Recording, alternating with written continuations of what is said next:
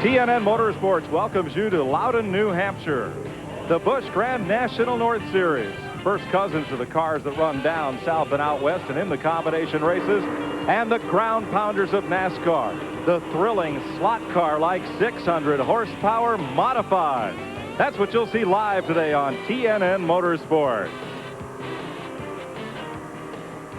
Let's go trackside. And Randy Pemberton. Thanks, Mike. Well, there'll be a couple of guys doing double duty today in the Busch North and the Modified Series. Both of these guys are stars in the New England, particularly in the Modified division. With me, Mike Stefanik on my left, Reggie Ruggiero on my right. Questions for both of you guys. First, Mike, you're going to have to make the transition today. Both of you guys jumping out of these heavy cars and into the Modifieds. What's that going to be like?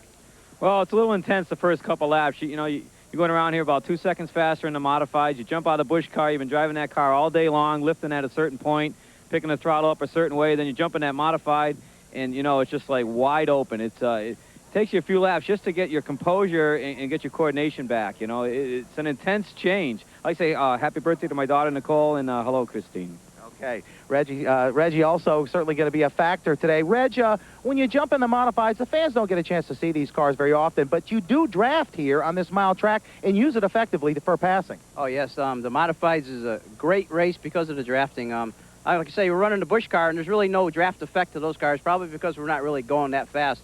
But with the Modified, you'll see 2, 3, 4 elite changes in one lap because of the draft. And the only way you can master the draft is with experience. We only get to run here 2, 3, 4 times a year. We've been running here probably the last 4 years, so the people that have been around the longest are going to be the people that are going to be up front. I hope I'm one of them.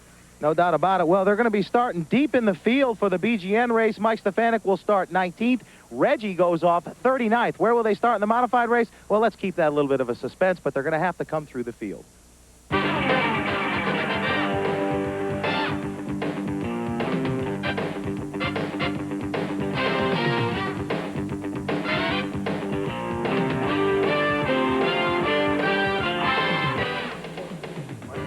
TNN Motorsports proudly presents live exclusive coverage of the Slick 50, or Auto Palace 150 by Slick 50 for the Busch Grand National cars and the Modified Shootout. Well, it's been very humid here in Loudon, New Hampshire, and we've had a couple of brief showers come through, and there may be a clearing off shower right behind us. Hi, everybody. I'm Mike Joy.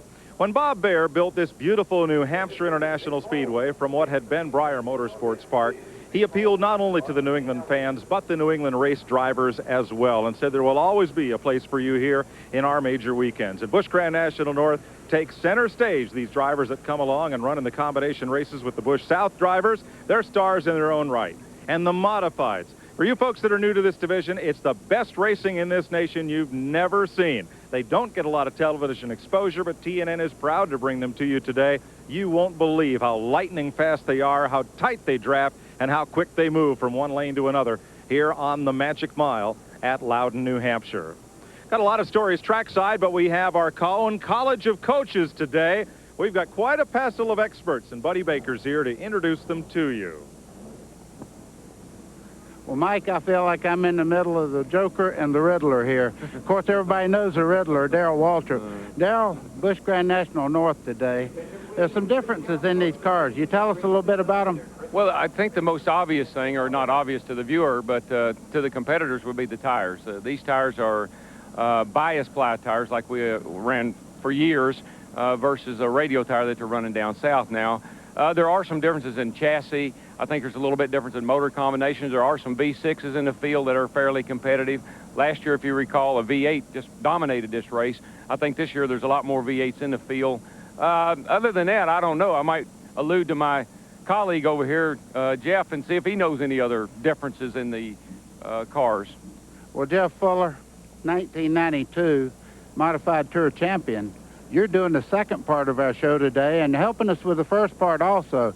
Tell us a little bit about the Busch Grand National cars and also a little bit about the Modifieds today. Well, the Modifieds are 800 pounds lighter. They got a foot more rubber hitting the ground. They got a lot of power, and they draft a lot better than these cars. And you're going to see one whale of a race today. I mean, those Modifieds get down and get funky here. They do. Well, back to Mike. Not going to be much elbow room in the booth with those three guys, but the puns are going to be flying, I guarantee you. Let's get down with the front row and meet another member of our TNN broadcast team, the Sunday crew chief on the Winston Cup Haviland Thunderbird, Larry McReynolds. Thanks, Mike. I'm standing here with today's pole sitter, Andy Santerre. Andy, a couple of weeks ago, Thompson, Connecticut, you sat on the pole and went on to win the race. I think that was your second Busch Grand National North victory. What do you feel like starting on the pole here today? Is that a good sign? Well, that's a pretty good sign. You know, my wins extend. Lou Plus Chevrolet Monte Carlo has been running really super the last few weeks. The last 4 outings, we haven't been less than third qualifying and had some good runs lately. So here at New Hampshire International in front of this large crowd and in front of everyone on TNN, this is going to be a great race for us. And setting on the pole means a lot to my crew. I owe it to them. They did a great job for me. As a crew chief on the Winston Cup circuit, I know we don't look forward to situations like this with a green racetrack that's been rained on. Does this kind of change your strategy just a little bit? Well, not really. You know, it's going to be interesting to see. I've been here for, this is my 3rd year that I've raced here at New Hampshire International and haven't had this situation, so it's going to be kind of interesting to see what the car does. But I got a real good crew, and we can make the chassis adjustments if necessary, and hopefully we won't have to. We got a good neutral race car, and hopefully the track will come to us. Well, that's one of the young guns here on the front row. I'm going to go back up in the field a little bit. Who's Glenn Jarrett, who's with a lot of experience on the Busch Grand National North Circuit. Well, you know, there might be youth on the first row, but the second row, 2 of the oldest veterans in Busch Grand National racing, maybe 2 of the oldest veterans in racing across the country. First of all, Stub Fadden, starting his Napa Buick, a little bit back in the field, but you've had some pretty good success, couple wins last year, and what about today, Stub? Well, today looks pretty good for us. We was pretty good here yesterday in practice, and we started outside the second row, and that's a plus for me because usually I am back here deep in the pack. Napa's made things a little more possible for us to run up front, and I'm really grateful. Well, now he's been at it a long time. As I said, a couple wins last year. 61 years old. He's a grandfather. Got some grandkids rooting for him. Good luck today, Stub. Now, the guy on my left is a guy that I used to watch when I was 3, 4 years old, Dave Dion. Oh, he says that's wrong. Now, Dave is only 51, so he's still a veteran, though, and you have been running great this year. Yeah, things have turned around a lot, Glenn, and we spoke earlier. The sponsors really have to step up nowadays, and they got to give you the equipment the kids have got, because the kids come in with the best of everything. The veterans try and use the old stuff, and this year they bit the bullet and bought the good pieces, and I think I proved that I've got good people behind me. Well, he certainly does, and I tell you what, when the race starts, this is always a guy keep your eye on. He moves up forward through the field. He's starting 3rd, so he doesn't have far to go today. Now, let's see. When we add this up, 66 years of racing experience between these 2 guys on the second row. 61 years old, 51 years old. I feel like a kid.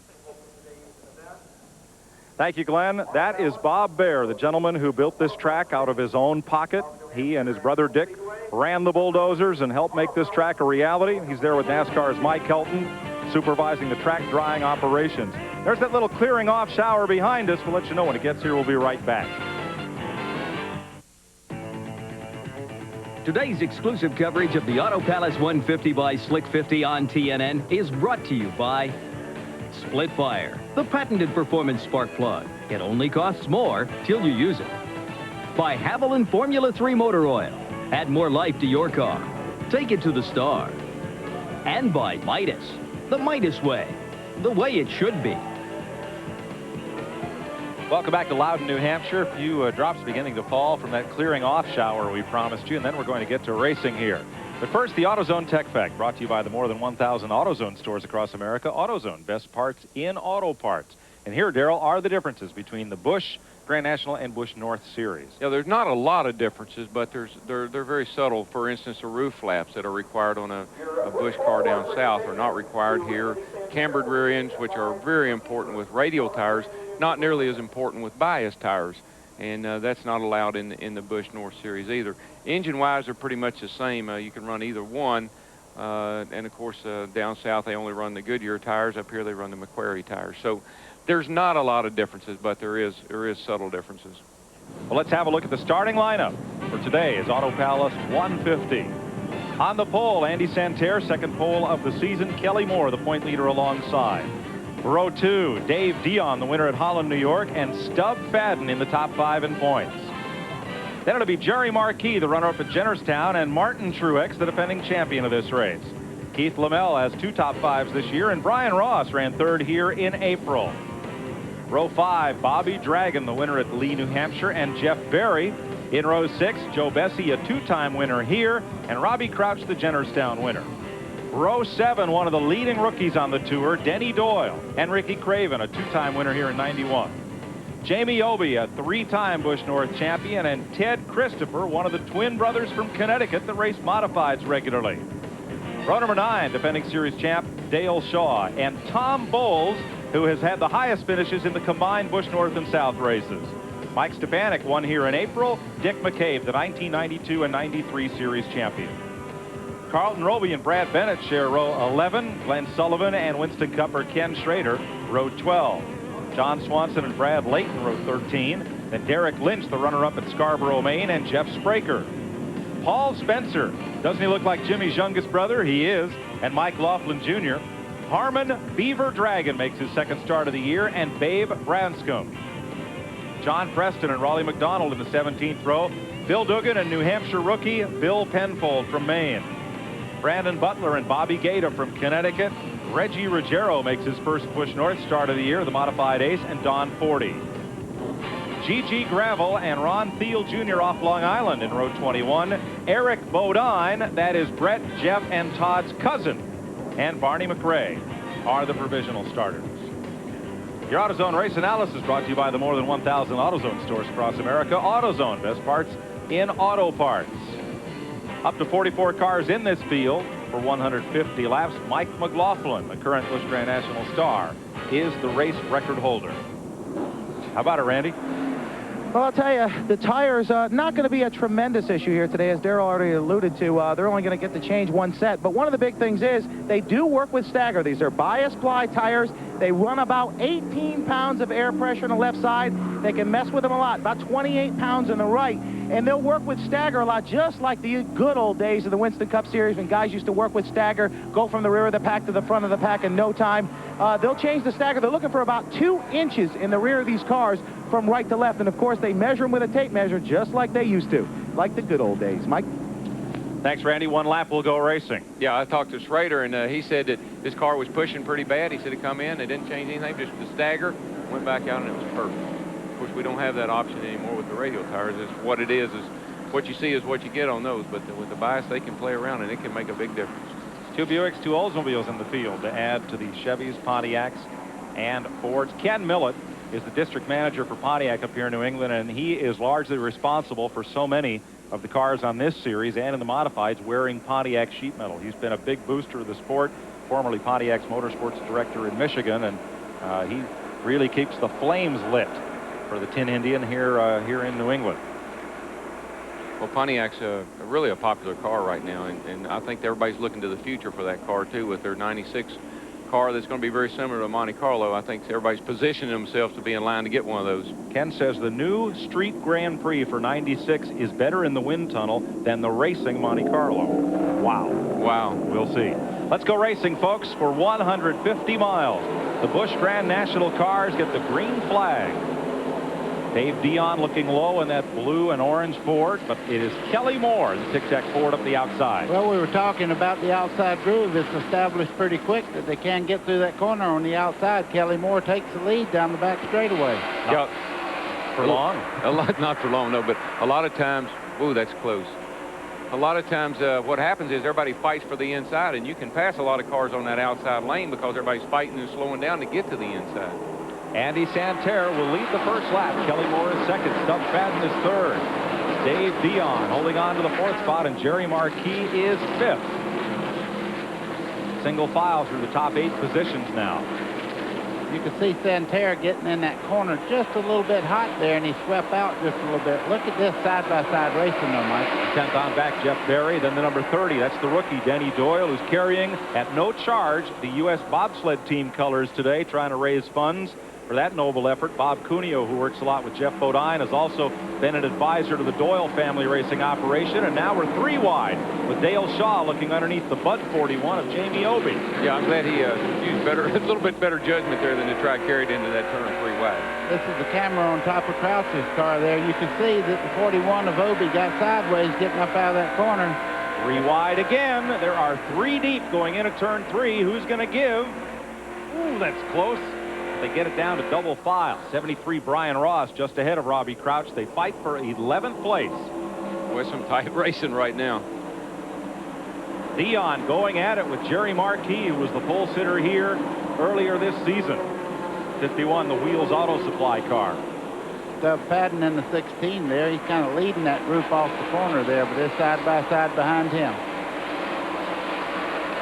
And 56 Martin Truex, last year's winner, the Blount Seafood Chevy, right in there with them. You know, they talk about drivers getting excited and pumped up before a race starts, and I just wonder if Stubb got excited then, and I just wonder how excited he gets after being in racing all these years. Jump start the pacemaker. Yeah, on 61-year-old Stubb Patton. They talk about heart rate and everything. I wonder what his comes to. It's pretty good. Darrell, that's what we call casual contact there, but it was about to get serious. Coming up out of turn 4, the car is light there anyhow. So if you get touched there, you can spin around. Yeah, well, you notice old Stubb, he says, I think I'll let these guys go on by me. They're bothering me. They're worrying me. Martin Truex started in 6th. Has now moved himself up to 4th place. We'll probably see some cars go through some transition, Mike, where the track conditions are suitable to some cars, and as the track gets rubber down on again and things change a little bit, it might be more suited to some of the others. So we could see some transition here as far as cars going forward and going back. Bobby Dragon, Buick 71, or Pontiac rather, drifting back a spot. Now Denny Doyle, the rookie driver, unsponsored but having a great season out of the Watertown, Connecticut area, moving up and underneath in that white number 30. Doyle, the track champion in the Pro Stocks last year at Stafford, Connecticut, makes the move up to Busch North. Martin Truex, defending champion of this event here, did some modified racing before moving to Busch North. I said Alan Avery, he used to own a car sponsored by Tic Tac, but that Kelly Moore car is owned by Roxanne Moore, and we'll be right back. Today's exclusive coverage of the Auto Palace 150 by Slick 50 on TNN is brought to you by Stanley. Since 1843, Stanley has been helping people do things right. Moments ago, the lead changed. Jerry Marquis, who won a modified tour race last year in a car that he hopped in on race day at Riverside Park, Mario Fiore's 44, now running the Busch North Circuit, has taken the lead in Mike and Harry Gricci's 51, a car formerly driven to victory here by Mike McLaughlin. And Andy Santerre drops to second. Here's how it happened in the backstretch. Yeah, he just got a real good run off of turn 2 over there, and that car's pretty quick down the straightaway. Did a little drafting. You can get a little draft here, not a lot, and got down low and got under the 44 and took the lead. Darrell, you could see him going in that corner then, and it looked like Santerre really checked up. Well, you do here. Yeah. You give and take a lot on this racetrack. Yeah, you don't really want to go in on the outside if you can help it. Now here's Dale Shaw, number 7, and Jeffy is still working that outside. You know, I was just asking Darrell when we were on break. That car seems to be working real good on the outside, and I was just wondering maybe when the fuel got burnt off or whatever, is he turning so good now that he's going to loosen up later on? Well, that's what I think. The car, see, the car's losing a little bit of ground now, and I think as the tires wear down a little and the fuel burns off, and the track's going to change considerably, that car may not be working that well later on. Yeah, he started in 17th. He's up to what? 7th, 10 positions. Yeah, but he's kind of tapered off right where he is. He hadn't really been going forward that quickly lately. Battling Keith Lamell in 98 for 6th, and Bobby Dragon in 71. Yeah, even in the middle there, it almost looks like he's... Yeah, see his left front wheel, how it's really turned. Yep, you can see it'll snake a little bit off that corner there. The back jumped out just a little bit. But the good part about this, if he's really quick right now and he can really get track position, make his pit stop, adjust on that car, you want the car to run good all day long. I imagine if he could hear us, he'd say, boy, y'all leave me alone. My car ain't that bad. and he's about to show us. Yeah. 6th place against Keith Lamell on the bottom of the racetrack.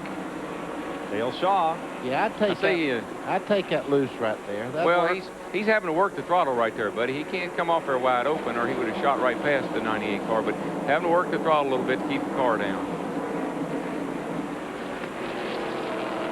Right there is where you were talking about that silly... Whoa! Bobby Dragon almost got in the side of the 98 car just then. He just lost a toe off his snowshoe right there.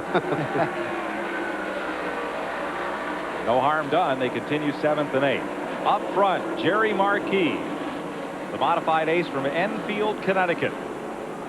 started off in figure-8 racing. Wow. Boy, that'll teach you timing. It sure will. I tell you, it doesn't take much time to figure out you need to do something else. I think you're right. That's Joe Bessie in the one car there. He's off the pace pretty bad down the straightaways. Apparently, whatever the problem was earlier when he stopped on the front straightaway there, he has a big problem. Poor Joe Bessie. I mean, I have seen him run some well over races. Had a great race car. I think the guy has probably the worst luck of anybody in racing. And I know this is an important race to him. And he's worked hard to keep a sponsor on that car. Good guy, hard racer. And just has bad luck. And let's give him credit. When the motor went flat, he could have taken that car to the garage and said, well, you know, we're not going to run today. But he's out there trying to get what he can get. Second place, Martin Truex, the defending champ of this race, pulls alongside Andy Santerre, the 26-year-old from Augusta, Maine. But he's not going to get it done this time. No, he's getting in the corner real well, but just a little loose off, looks like. When we were here last year, Truex had tremendous power down the straightaway. Well, he did. He could kill him down the straightaway. You see Bessie there. When you run slow down the straightaway, the car handles so well because you don't throw it into the corner. He's giving him all he can stand. Truex is saying, man, don't race me. Yeah, but you know, we talk about straightaway speed. You know, if you make the straightaway longer, if you can get in the gas a lot quicker up in the middle of the corner, you're going to look fast down the straightaway. A good handling race car will make a motor look great. That's what my motor man tells me. Yeah. You see Truex there just ahead of Santerre. Santerre, yeah. Second and third at stake here. Well, Santerre got a tremendous jump right at the first of this race, but he's dropping back right now. Darrell, I would imagine if we go along and racetrack gets slicker, they'll have to adjust all these cars because they did wash all the rubber off the racetrack, and what was good right at first won't be very good after the first stop. Probably, yeah, you're probably right, buddy, but by the same token, the cars may really come into the track may come back to the cars because the conditions will get to like they were before the rain came. Beaver Dragon has made a pit stop. That'll put his Ocean Spray machine a lap down, and the Polaris snowmobiles and watercraft number 10 of Bill Dugan has gone to the garage area early. Jerry Marquis and the Grietzsche Brothers 51 leads at New Hampshire.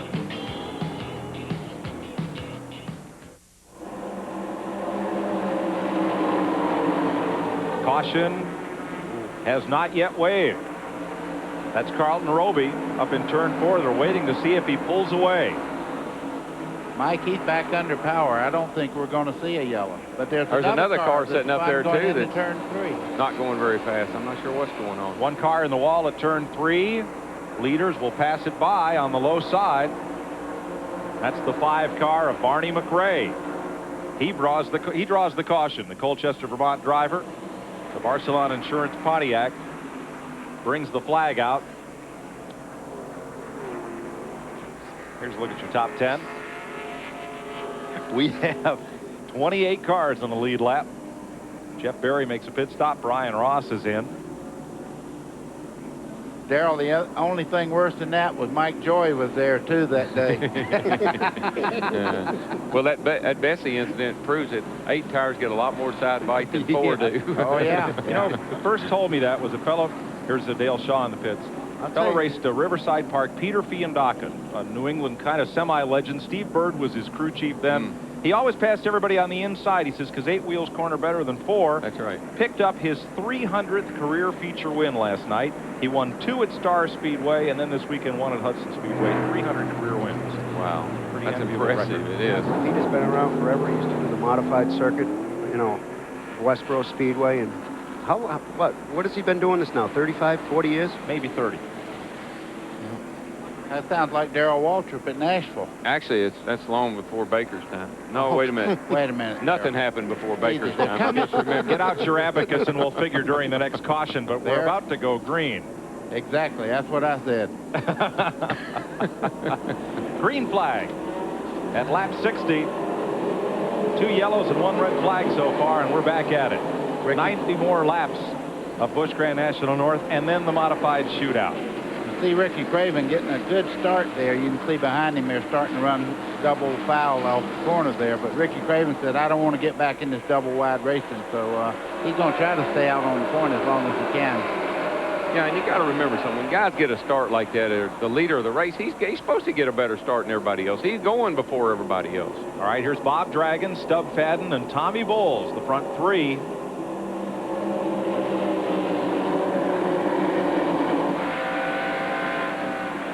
the 87 of Ron Thiel off Long Island, former Riverhead Raceway competitor. Now running the Busch. Trouble, turn 2. 2 cars sideways, and everybody gets through. Oh, no, they don't. I don't think so. And left, and we got the secondary crash. And there's the rest of the story. Andy Santerre got caught up in it. And that's what happened. That late pit stop put him to the back. Yep. And that's where all the stuff was as they come around with a caution. Mike, that's exactly what I was talking about. That track position, a lot of times, people say, well, you qualified way back in the field, and that's just the starting spot and all that. But a lot of times you're caught up in things like that when you do start in the back. Let's show you what happened once again here. Yeah, it looks like there's going to be a little bump right there. Look at Kenny Schrader in the 52 there. He's got to decide something pretty quick right now. The 98 of Lamel spun with the 72 of John Preston. Now, here comes Santerre. Oops, and around he goes. He got tangled up with the 34 of Glenn Sullivan. Well, look at all those cars just going everywhere. And it's real slick up on that part of the track up there. Yeah, here's another look at it. Looked like Brian might have just tapped him. The 3 car hit the 72 car, looked like. Man, everybody just kind of... Here's where a lot of lady luck comes in. Oh, yeah. This one, the spotter's saying, go high. No, go high. That's where the spotter's saying, oops. There's a shredded tire off one of the cars. Yeah. Definitely got a tire And problem. it could be Stub Fadden. He's pitting. So that will be your 3rd place car on pit road. Here's the 34 car coming down with a bunch of damage. Oh, Glenn Sullivan. Let's go to Randy. No chassis adjustments expected for Stubbs' machine. They're just going to go ahead and change 2 right side tires as I see him roll the right front off. Doesn't look awfully bad. They're going to go ahead and take some time on the car. They've got her all filled up. Whoa, they've got the neck full. They've got it stuck with the gas can. Lost a little coming out, but now they can go the distance on fuel. So Stubb with a funny-looking pit stop at least, but he can go the distance. 87 laps to go. And there's the number 34, the Christie's Stores entry. That's Glenn Sullivan, who races out of Westbury, New York. I don't believe Andy Santerre hit anything because he didn't come in the pit. He just kind of spun around, and of course he's at the back, but he was already pretty far back. And Keith Lamel of Essex Junction, Vermont on pit road, the Lamel Lumber Chevy. Here's your top 10. Ricky Craven at the front of the field. Bobby Dragon, Tom Bowles, Ted Christopher in the Manafort Brothers number 13. Kelly Moore, Ken Schrader, Dick McCabe, rookie Denny Doyle, Robbie Crouch, and the number 55 of Brad Layton. The Dick Lyons engineered machine. There's Sullivan back out trying to stay on the lead lap. They got most of their right side fender off, but the spine of that fender would not come loose, so he'll likely be back again. That's a curb finder. He just finished out. Yeah. Oh, he found the curb. He found about everything with that one.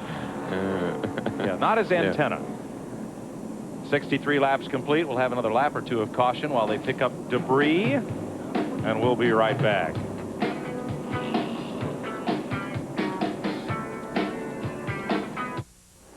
On the restart, 1 lap ago, Joe Bessie marched to the front to try to get back on the lead lap. That's his black Delco Remy number 1 car. Ted Christopher for the lead. One of the twin brothers that races at Stafford Speedway in Connecticut on Friday nights. And here comes Tom Bowles from Ellington, Connecticut, past Bobby Dragon. The Nutmeg State running 1-2. Kelly Moore up the inside, past the Dragon Wagon. You know, Cravens is just, you know, he's a little bit quicker than everybody right now. He's pulled out a pretty good lead. You know, you see Joe Bessie there trying to get back in the lead lap. He was in the pits, and we thought he had a motor problem, but apparently it was the plug wire or something, because he's back up to speed and running very well. If he gets a shot at all, he might get back in the lead lap. Fastest car on the racetrack, that 51 right there, Jerry Marquis. From the last restart, that yellow car in 1.5 laps picked up 12 positions. But now he is in heavy traffic. Boy, heavy. Re-wide. Oh, wow. This is not going to be good. This is ugly. Martin Truex on the outside had to back out of it. Here comes Jeff Berry in that orange and black 22. Sweeps to the outside. Man, good thing they all got fresh tires on. Well, they think rain is coming. They're 3 wide again in the front straightaway. A little bumping down in turn 1. Everybody's going to get through here. Randy?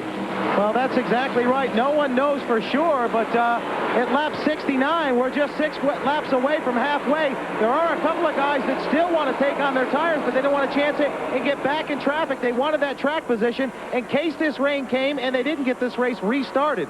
So they're hanging out there. Showers to the west. Our helicopter pilot relaying the in-car camera pictures from Robbie Crouch's car tells us there's Dave Dion moving past Jerry Marquis on the outside. Yeah, Dion's pretty quick. I watched him through that traffic, and he's being real cautious, but he's getting through there well. He's up on that Panther pink machine of Bill Penfold, 28. Dion slips to the inside. And Ford's got a bit of power. 3 wide right behind him. And there's Marquis, and Obie dives to the inside. Wow. Big move by number 41, Jamie Obie, and Dale Shaw with him. Of course, Dale Shaw, he got messed up in that deal with Bessie there a little bit earlier and had to go to the back, but he's coming back through the field pretty quickly, too. Mike Stefanik alongside in 09, and Andy Santerre, 44, the pole sitter. Santerre, he's working back through there pretty well. Cravens is holding a pretty good lead right now. So we're back in the pack at 16th position. Glenn Jarrett? Well, you guys are talking about how Dave Dion went by on the outside, passing supposedly the fastest car on the track, which might. But Dave's crew made a major chassis adjustment a while ago under that last caution flag. They were jack and wedging that thing like I have never seen before. Obviously, they have hit on something, at least for the time being. It worked as his Merlin Ford number 29 marches toward the front. They're racing the rain and each other here at New Hampshire. Scattered showers have delayed this race a couple of times. Thanks for staying with us here on TNN Live. Winston Cup racing tomorrow, and this 40-lap modified shootout to follow. 3 wide again. That's Reggie Ruggiero, the 9X Yellow Pages machine, up in the top groove.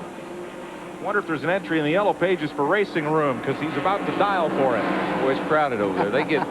They make that third turn look a lot bigger than it really is. But that's because they're using the apron, I think. One car on the apron.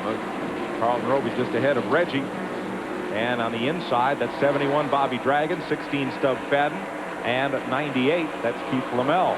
There we go. Down the back, 3 wide again. We've seen this movie. Woo. Stub Fadden, he takes the lead right there in that group. Boy, I tell you what, any second things could happen here in a hurry, couldn't it, Dale? It really, if one guy just decided to turn down a little quicker than the guy anticipates, well, they got a big problem. Right there for 20th place. G.G. Gravel on the inside, number 54. And there's the 15 of Derek Lynch. We're at halfway, folks. And rain is coming. Again. I think it's the 4th time. Tearing up, right, Mike? Yeah, this will be a soaking down shower, Darrell. I give up, okay? Mike, you see Ruggiero, the last car on the outside there coming off the corner. He's on the outside, and he's kind of stuck in traffic right now. He's driving his heart out right now, but he can't quite get a track position to make a move. You see him going to the outside, but watch him lose ground as they get to the center of the corner here. Here's your Stanley Mid-Race Report, brought to you by the Stanley Company. Since 1843, Stanley's been helping people do things right. 3 leaders, 4 lead changes, 3 cautions for a total of 21 laps. Only 2 cars out of this race.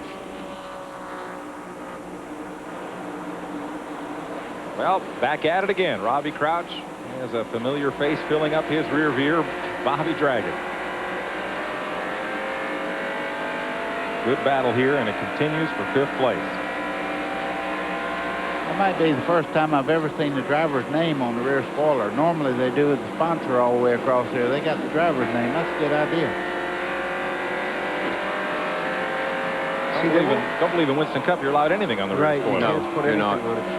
As big as trouble, turn 1. Big spin, and here comes the pack. Wow. They're going to get past the spinning number 96 of Bobby Gaeta. Wow. And caution will come out for the Niantic, Connecticut driver, the Auto Sound Pontiac of Anthony Rainone. Darrell, that was some great driving by all those guys. I don't know how they got by there, but you could tell the racetrack didn't cause the spin because everybody got through there under very adverse conditions. So I think he just lost control of the 96 car. The 44 car runs through there wide open on the apron. He's the luckiest one. Just a little contact there. Laughlin goes, number 35. Now watch this 44 car come streaming through here. See, right then you don't know. Do you go high? Do you go low? I mean, the guy. Man, that was close. High or low, but not straight. Jeff, looks different from up here, doesn't it? Yeah, it does. It looks it looks a lot easier from up here. Yeah, this is one of those. Why didn't he? Yeah, right. It's starting to come down.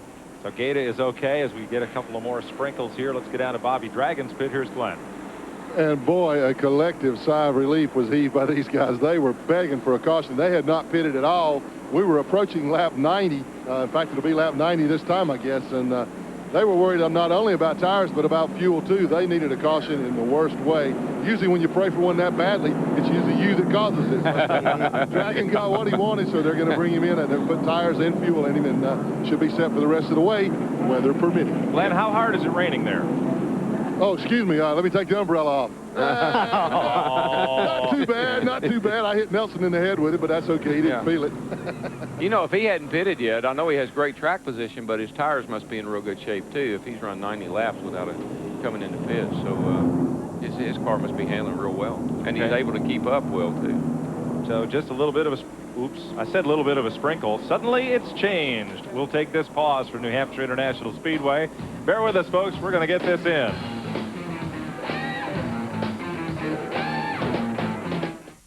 Today's exclusive coverage of the Auto Palace 150 by Slick 50 on TNN is brought to you by Split Fire, the patented performance spark plug. It only costs more till you use it. Now this rain is coming down, and so are the folks out of the stand. They ought to call this the shower-to-shower 150 because that's the way we've been running it today. That's a good one, Mike. Everybody's looking for a little bit of cover right now, or not. It's time for our Pep Boys driver profile. It's Pep Boys for quality parts, tires, and service. There are 6 sons and 2 daughters out of Auburn, Massachusetts, and most of them drive race cars. Jeff Fuller's with us. Rick Fuller is the 1993 Modified National Champion. I think we're doing real well here with the Modifieds. You know, I'm driving for Kurt Chase, and, I mean, these guys do a great job for me. Where do I want to go? I want to go to the top. I don't think it's a lot to ask. I mean, it's where everybody wants to be, so, I mean, the direction should be easy, right? It's that way. I don't know how I'm going to get there, though. So I'm still trying to figure that out. It takes a lot of money, I guess. That's what they're telling me. I need to find somebody that's willing to invest, I guess, in what Rick Fuller does and help sell their product. And I think we can do that. We've just got to find the right person and the right company. And, you know, we got some feelers out for it, and I hope it's going to come around. We've talked a little bit about the modifieds that we're going to see here later today, and they are the Thunder and Lightning division of NASCAR. A lot of innovations, such as power steering. Now, Universal and Winston Cup cars have come out of the modified division. So, here's Jeff Fuller with today's Peerless Innovation in Motion. Peerless, get more out of your faucet than just water. Over the last 10 years, one of my biggest fears driving these cars, other than fire, is a stuck throttle. Billy Nazowitz and George Brunholzl came up with this device that's totally foolproof. Throttle switch. Going down the straightaway, driving these cars into the corners as deep as you do, throttle's wide open, you get to the end of the straightaway, and if you do have a problem and it hangs open, that little 1/4 inch that you see moving right there is enough to ground the coil out and kill the motor. The last thing a driver wants to be thinking about if the throttle sticks is where that on-off switch is. I wouldn't even think about driving one of these cars without that on there, and it would work in any division that you're in. Your overall time on the track is better because you've got a peace of mind that you don't have to worry about something like that. What do you think, Darrell? I like that. Wow. I never seen that before. I didn't know that I know that some of the modified drivers that have had injuries in Martinsville, that was the problem. The throttle stuck on them, so that's really amazing. I'll tell you, Darrell, you know, I've been with, 4 or 5 of them drivers in, 85, that was 10 years ago. I've been running one for the last 7 years or 8 years when they originally came out with it. And like I say, I mean, you're just driving these cars into the corner so deep, you really don't need to be worrying about that. And any race could use that. Well, does it work when you just mash it an extra little bit? Or no, you get to the end of the straightaway, and if the butterflies ever got stuck open, it automatically kills it. How does it know? Right to the coil, grounds it out, boom, done. But, I mean, how does it know? If your foot comes off the pedal? There's a rod inside that rod with a spring, and just moves that 1/4 inch, and it grounds it right out. I'll be darned. That's pretty neat. In Ted Christopher's car, it's a little bit damp, and we'll be right back. Now, buddy, they're talking about 15 green flag laps to finish this off. The scheduled distance here is 150 miles. There is plenty of daylight left. However, sitting in the garage area is the NASCAR Modified Division. They're the second half of this doubleheader for their 40-lap shootout. There they are waiting to go out. So NASCAR and Bob Bear here at Loudon have jointly made the decision so we can get the modifieds on the track and get their race in also.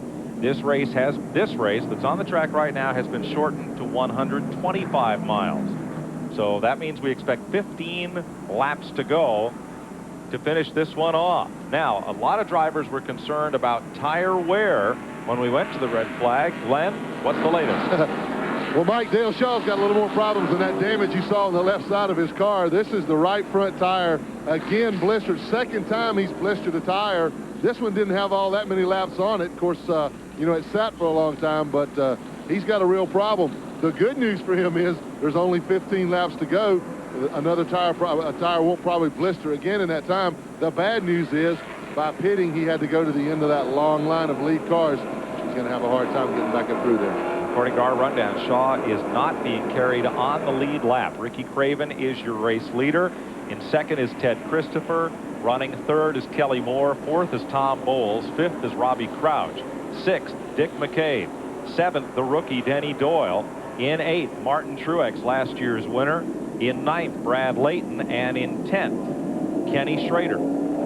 Getting set for the green this time. We're back to racing. 15 to go here on the Magic Mile of Loudon. Jeff Berry way down to the inside in the damp stuff. Whoa. Turn one. Oh, there it goes. And Christopher may have had contact with Kelly Moore. A second car, McCabe, is spinning.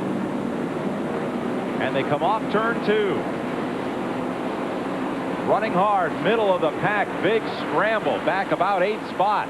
3 wide into the corner. Caution is waving. This could be the race. There's that pack, and they're all jumbled up right in there. As they come off turn 4, head to the line, Craven. Back to the line, Kelly Moore. Tom Bowles in third. In fourth, Denny Doyle, the rookie, made a tremendous move. Maybe that bobsled sponsorship on his car might have helped. He is up to fourth as they take the caution flag. Don't know if Kelly Moore and Ted Christopher got together, buddy. Let's have a look at it here. Well, we'll let Jeff call them coming down in the corner there, right in front, going in the corner here.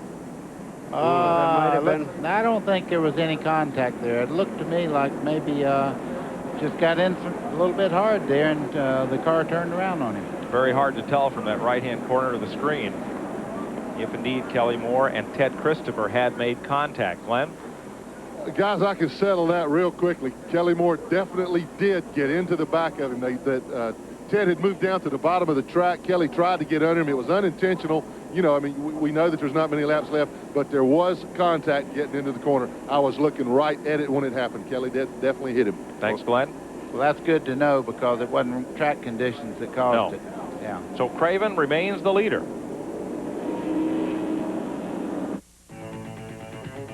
Today's exclusive coverage of the Auto Palace 150 by Slick 50 on TNN is brought to you by the more than 1,000 AutoZone stores across America.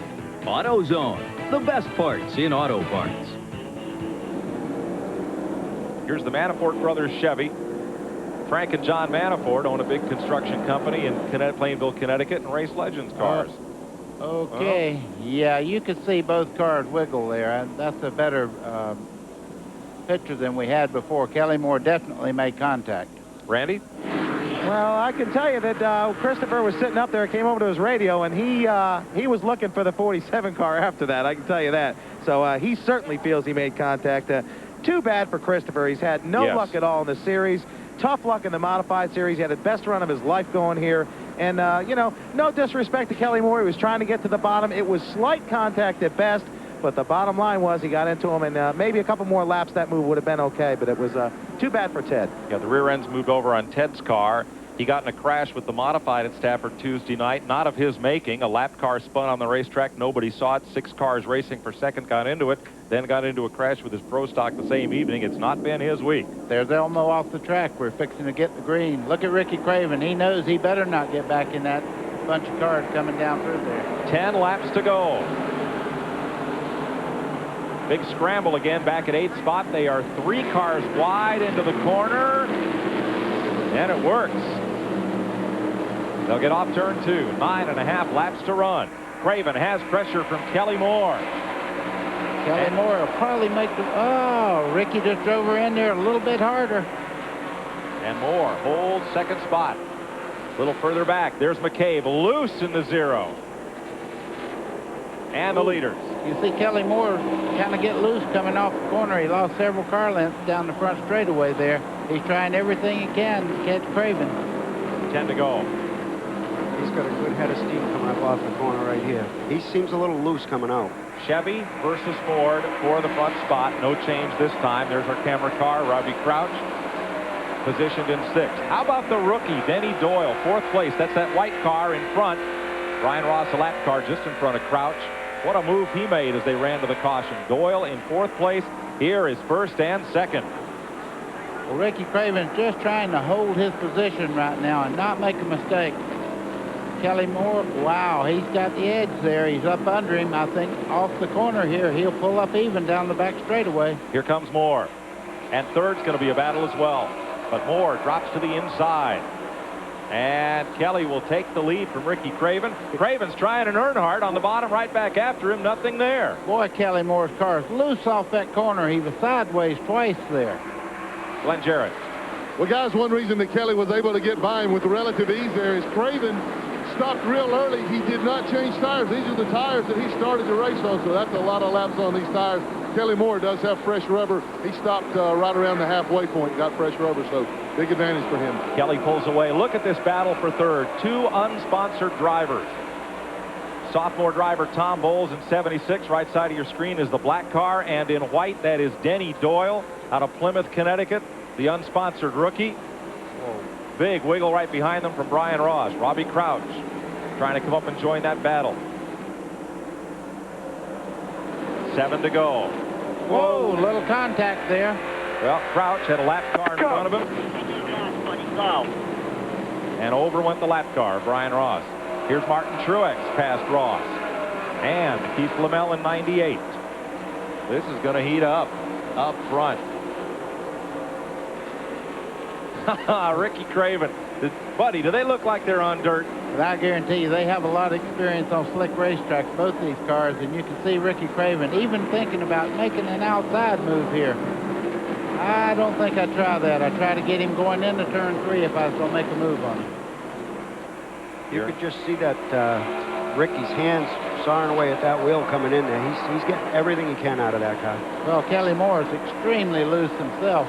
You see him coming through the corner here. Watch the back end just about now. Get loose on him. Yeah. Boy, buddy, what's that feel like? You ought to know, kid. 5 laps to go. As the old saying goes, not too good. And now, 4th place is the battle where Crouch is pulling down on Denny Doyle as we watch the leaders go at it. Craven looking for any opportunity to move on this Ford. Tommy Bowles in 3rd with Craven's ex-Busch crew chief, John Munson, in his pit. Craven looks high. Okay, what he's doing now, he's just filling his race car. You see him making the move on the outside. Kelly Moore comes across the racetrack.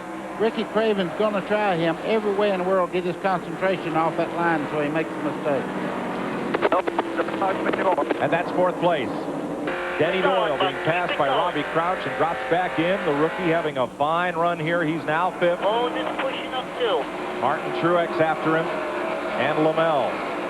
Denny's got a little dent in that left rear quarter panel, trying to raise some money for the bobsled team, but he is doing a great job here. Leaders back to the stripe, half a car length apart. He's still looking on the outside. I'm not sure what he's doing right now because it's going to be extremely hard to pass Kelly Moore on the outside. But Ricky Craven knows if he gives him a look every time he starts in the corner, it's going to make him change his mind about how he runs his line. All right, buddy, you're Ricky Craven. What do you do right now? Just what he's doing. The front car has to watch you. If you get close enough, make him a little loose coming up out of the corner like you just did there, you start thinking about the second place car and you get offline. Lamell passes Doyle. That's a top 5 spot. 2 laps to go. And Craven continues to work that upper groove. And look at third place closing in. Tommy Bowles may have a shot at this. I'll tell you what, Tommy is running really good here. The 34-year-old from Ellington, Connecticut, with Robbie Crouch, one of the veterans of this series, right behind. This could be a 4-car shootout with 1 lap to go. You cannot get a newspaper between the first 4 cars. Oh, a little contact between Ricky Craven. He's got that preferred line down in turn 1. White flag is in the air. Last lap. Moore in the white 47 comes down to shut off Bowles. Front 5, single file out of turn 2. You can see they're still dancing on ice here. Watch Lamell on your outside. That word to Kelly Moore, who's second. There's Bowles in third, right ahead of Robbie Crouch. And they'll come off turn 4. Single file. The man who made the move to win it is Ricky Craven. Didn't qualify for the last Busch race here, but his return home is a triumphant one. Craven wins it. Moore is second. Bowles is third. Good battle back in the pack as Jerry Marquis, who'd made a pit stop just before that red flag, comes back up through. Gosh, that was awesome. That was worth the wait. Mike, you can see them waving there. They're all so happy. That was not rough driving. That's just taking your part of the racetrack. Ricky Craven comes home a hero here at New Hampshire, and the modifieds are coming up. We'll go to Victory Lane after this.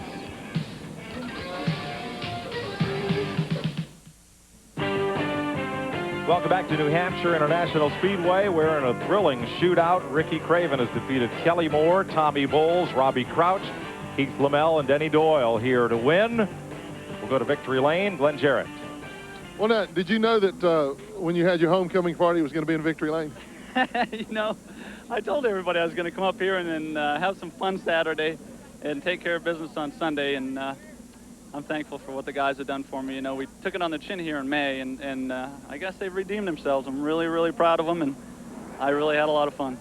Well, it took a little time, too. I know there for a long time under the red flag, you were hoping that the thing didn't go back to green, but what a great battle. And the move on the last lap when Kelly got by you there, I didn't think you had enough to get back by him. Well, you know, I didn't feel like we had the best car. I was pretty happy yesterday, but wasn't real happy with the Speedy oil change car today. But 15 laps to go, I said, oh, this is going to be fun. This is going to be just like the old days, you know, Saturday night type racing.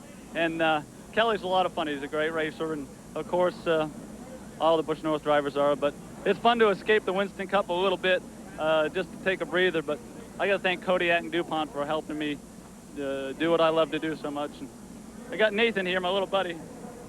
Real happy we could win the race for him.